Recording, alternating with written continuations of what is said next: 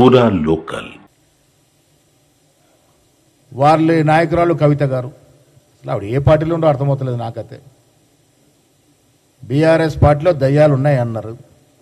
మరి ఆ దయ్యాలు బయటకు పోయినాయా? బీఆర్ఎస్ పార్టీలో ఇంకా దయ్యాలు ఉన్నాయా? ఉంటే ఆ దయ్యాల పేర్లు ఏమిటి? ఆ దయ్యాల కార్యక్రమాలు ఏంటి? ఇప్పుడు ఎవరంట పడతా ఉన్న పిశాచులయ్యి? ఆ దయ్యాలు పిశాచులు పీడ వదిలిందా లేదా చెప్పే స్థాయిలో లేదు. మొన్న ఆవిడ మేము ఆర్డినెన్స్ తీసుకొస్తే ఆవిడ రంగులు పూసుకొని తీర్మార్ డ్యాన్సులు చేస్తూ ఉంది.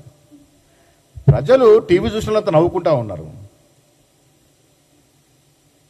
రంగులు వేషాలు మార్చుకున్నంత మాత్రాన పిల్లి పులిగా మారుతుంది అనుకుంటే అది అవివేకం అవుతుంది. లిక్కర్ స్కామ్లో రాష్ట్రానికి తలవంపు తెచ్చిన కవిత భగీరథ ప్రయత్నం చేసినా ప్రజలు ఆమెను పట్టించుకోరు గాక పట్టించుకోరు.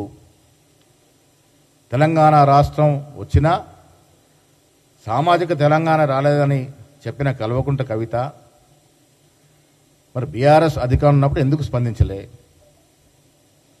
ఇవాళ బీఆర్ఎస్ వల్ల సామాజిక రాలేదని ఒప్పుకున్న ఆవిడ మరి బీఆర్ఎస్ వల్ల వచ్చిన ఎమ్మెల్సీ పదవి ఎందుకు రాజీనామా చేయట్లే? బీఆర్ఎస్ పార్టీకి ఎందుకు రాజీనామా చేయట్లే? అలా చేస్తుంటే కనీసం కొంత నమ్మేవారేమో. అది చేయకుండా కాంగ్రెస్ పార్టీ చేసిన ఘనకార్యాలని కొంత కలర్ పూసుకొని నా వల్లే వచ్చింది. అరే విచిత్రమైన సంఘటన, నా వల్లే వచ్చింది, మేము చేసే ఉద్యమం. అసలు మేము తెలంగాణ రాష్ట్రంలో అధికారంలోకి వచ్చిన తర్వాత 42% రిజర్వేషన్ రూపకల్పన చేస్తున్నప్పుడు కవిత గారు జైల్లో ఉన్నారు. మరి ఆవిడెప్పుడు ఉద్యమం చేసే? ఆవిడ ఉద్యమాల్లో ఇది ఎక్కడికి వచ్చే? ఎందుకు ఇంత చిన్న చేష్టలతో ప్రజలతో చులకన అవుతున్నారో నాకు అర్థం అవ్వట్లేదు. ఇది ముమ్మాటి కాంగ్రెస్ పార్టీ ఎజెండా. బీసీల పట్ల కాంగ్రెస్ పార్టీ ఛాంపియన్ మా హీరో రాహుల్ గాంధీ.